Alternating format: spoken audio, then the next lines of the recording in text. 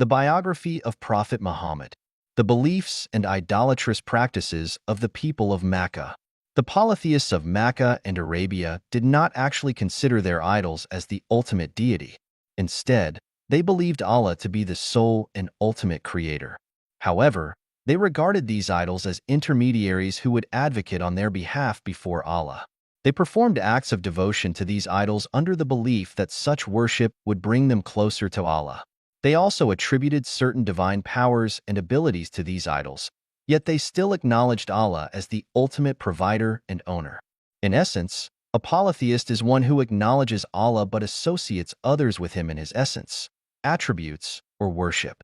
This flawed belief system led the people of Makkah into deep superstition. They sought omens in trivial matters, interpreting events as good or bad signs. To avert the consequences of bad omens, they turned to soothsayers, whose incantations, charms, and rituals became a thriving business.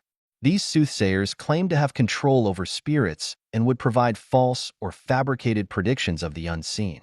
Immersed in idolatry, these Arabs adhered to countless absurd rituals and superstitions. Historians have highlighted some of the ludicrous aspects of their idol worship and superstitions. For example, while setting out on a journey, they would carry a stone in their pocket. If they found a more appealing stone along the way, they would discard the first god and begin worshiping the new one. If they forgot to take a stone at the start, they would gather 4 stones at their resting place, 3 for cooking and 1 to serve as a deity. If no stones were available, they would pile up sand or pebbles, pour goat's milk over it, and prostrate before it. Their idolatrous tendencies were not confined to stones alone.